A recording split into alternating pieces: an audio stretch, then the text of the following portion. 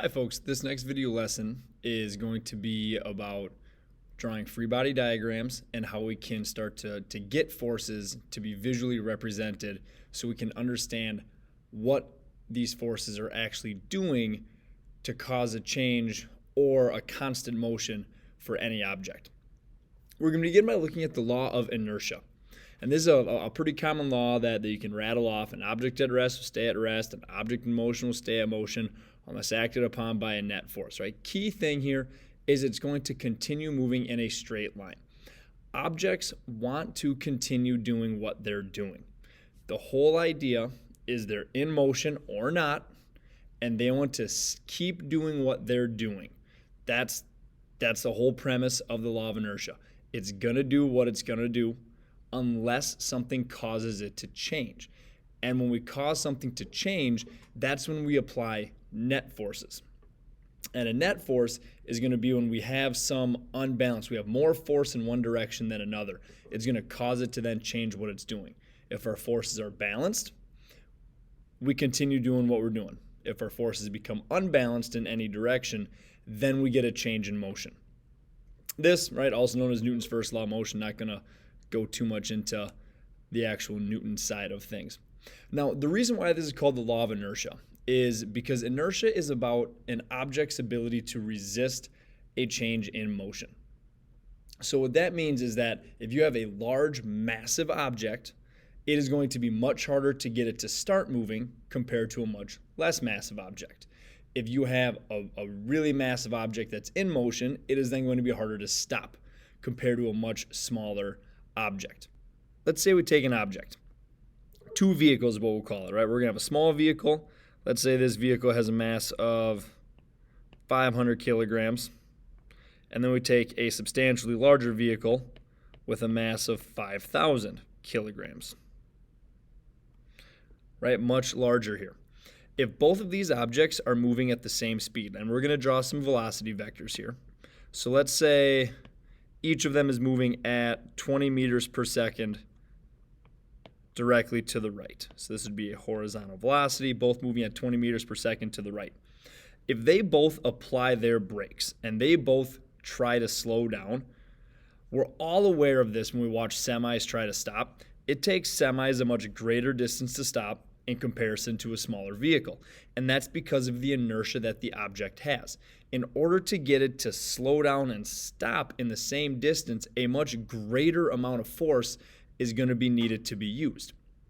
Right? They take longer to stop and they take longer to slow down, or they take longer to speed up.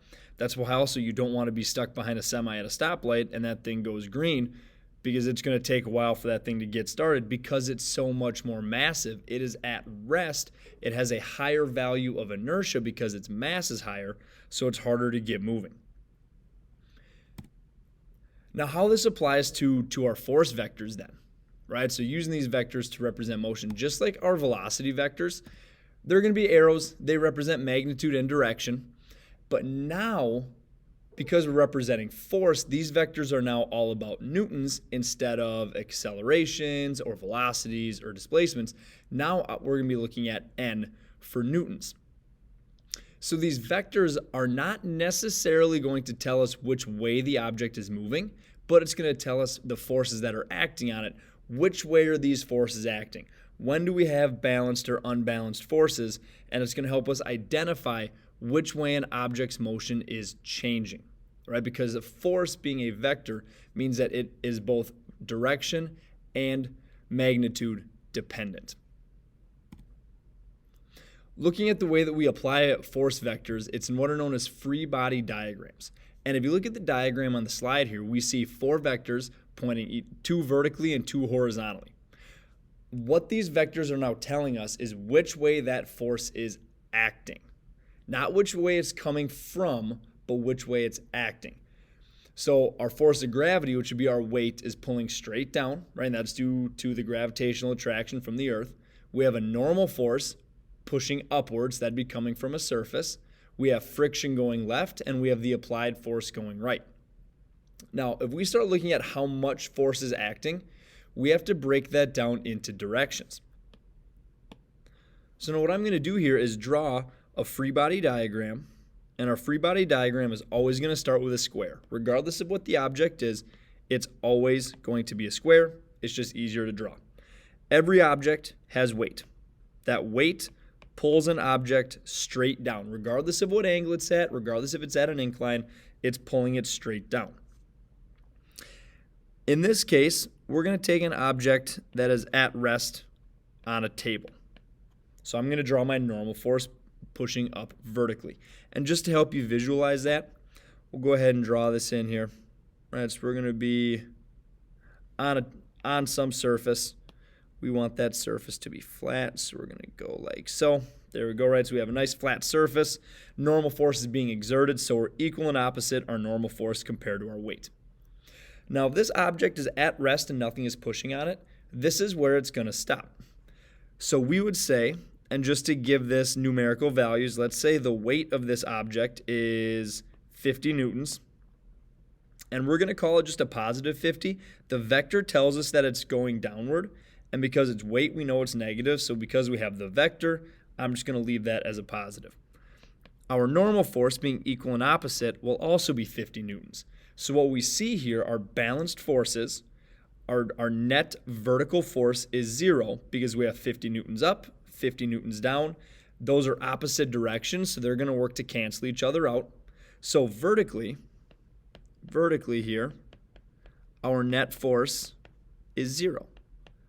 So our net is 0. Now, if we go horizontally, let's say, and again, we're going to kind of go from the diagram on the slide here, we're going to have an applied force, and let's call this 75 newtons. And then we're going to have friction working back, and if friction is equal and opposite, we're at 75 newtons as well. So again, if we look at what our net force is, horizontally, our net force is 0 as well, because our forces are balanced on both sides. This tells us that with balanced forces, the object is not accelerating. Not going to tell us it's in motion or not, it just tells us we're not accelerating. This object could be at rest. This object could be moving at a constant speed. We don't know from context. We know what our velocities could be, but we don't know what they are. If it's in motion, it's constant. If it's not in motion, we're at rest because our forces are balanced. We do not know. So here we have a handful of free body diagrams, and we're going to have a book resting on a table. Keyword here is it's at rest. Tells us that our forces must be balanced because we're not in motion. And if we're on a table and nothing acting laterally, we just have our two forces, normal and weight.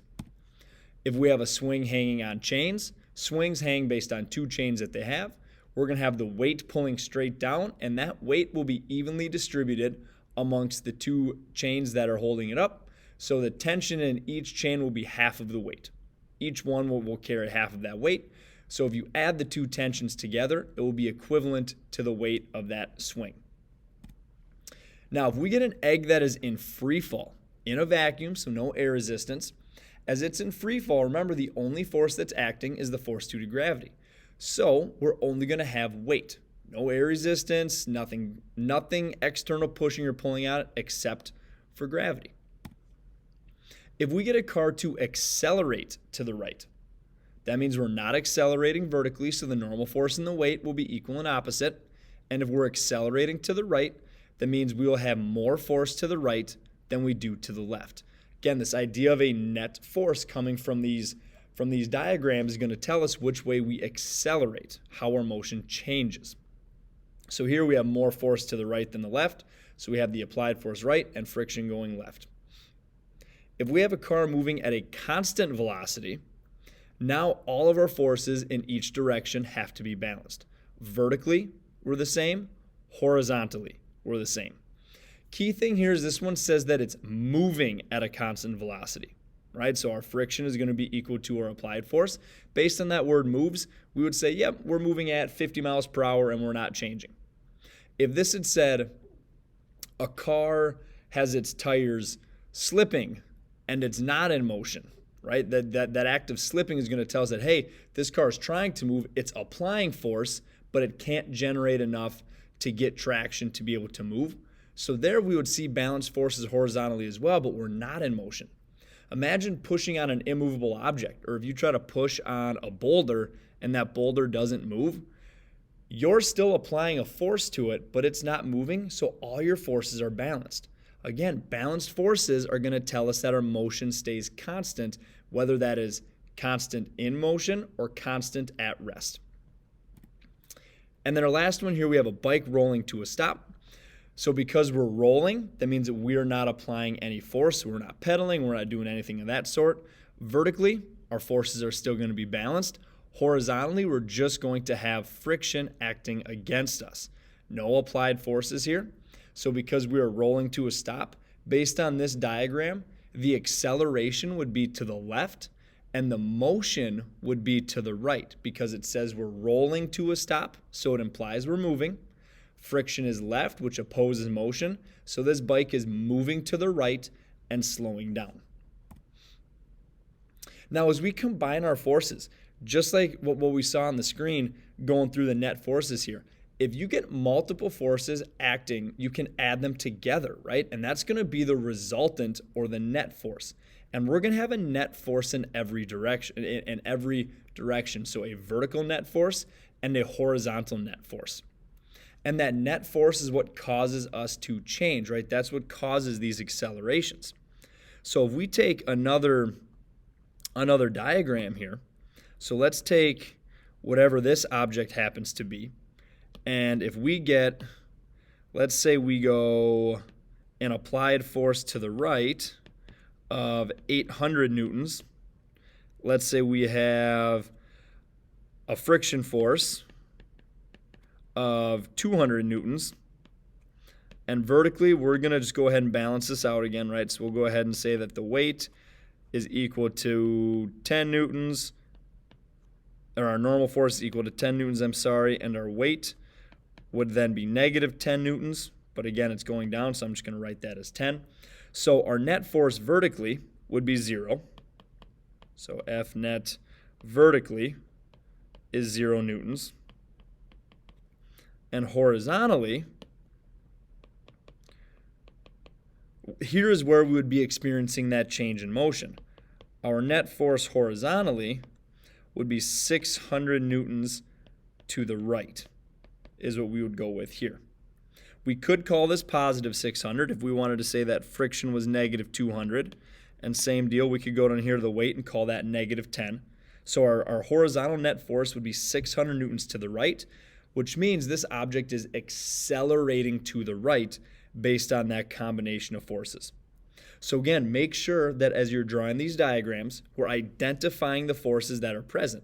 Notice that on each one of these diagrams that I'm labeling the forces, right? We have applied, friction, normal, right? So we're really going through and picking out what forces are acting, how they're acting, and then being able to determine that result. Balanced forces mean constant velocity, which could be 0, which could be in motion. Unbalanced forces, which result in net forces, are going to cause accelerations, which means we are either speeding up or slowing down.